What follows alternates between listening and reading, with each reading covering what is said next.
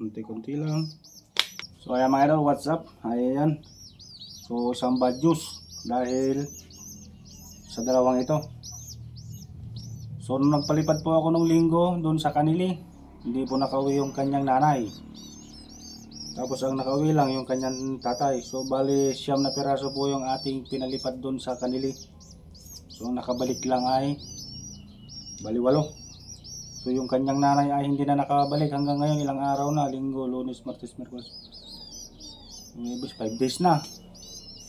So hindi na kayang pakainin ng kanyang tatay. Kaya ang ginawa ko, inuwi ko na lang dito sa bahay. So ito po ang ating paraan para mapakain. So try natin siyang buhayin. Sayang din naman, napakaganda rin naman ng bloodline nito. Ayun, gutom na. So day 1. Tignan natin kung kaya ating survive, pero palagay ko kaya pang humabol ito. Ayun, kawawa. So nagbabad po ako ng buy one na pwedeng isubo sa kanila, tas may hose po tayo. So mas maganda po yung hose ng drain hose ng motor. Ayun. Mas maliit, mas malaki po kasi ito. So sayang naman kung bibili pa ako, meron naman din ito. So subukan na po natin. Kumuha po tayo ng basahan na. Ayan, basahan. Dito po natin siya gutom na gutom.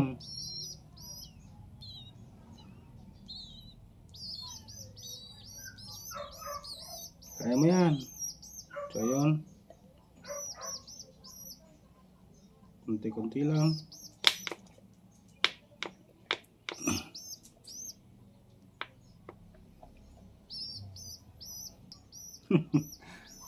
Oh, kaginawa siya. Ayos ba? Busog. Kunti pa.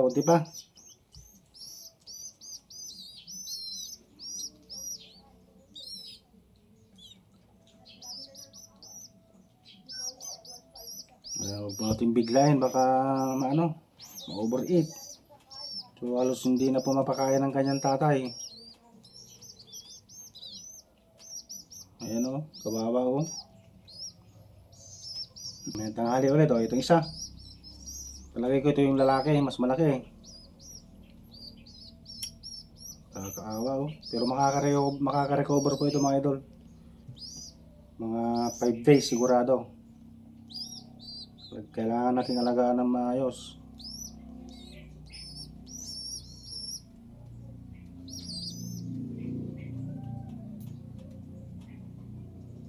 Yun. Tuwang-tuwa. Busog-lusog. Gusto pa raw.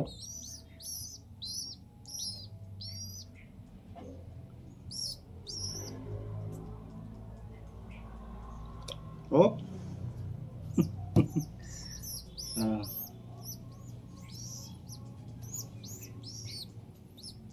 Okay na yan. Mamaya ulit.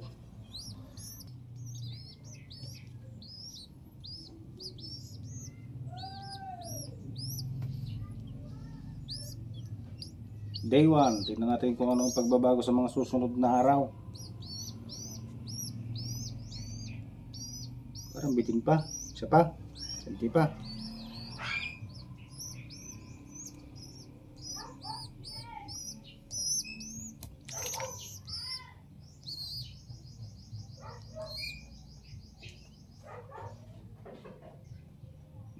Oh, tama na yan.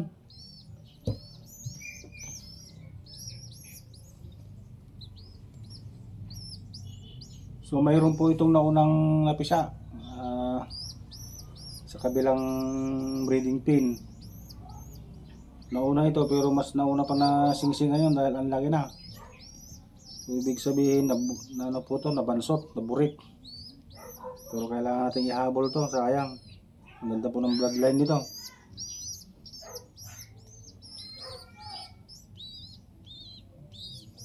Ayan.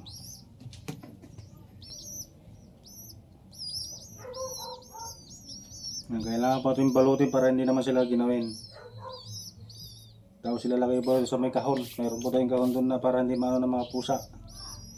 So ganito lang po natin ginagawa. So ito hindi na po ito po pwede mamaya dahil panis na ito. Papakain na lang po natin sa mga ibang alaga natin. So yan, thank you for watching.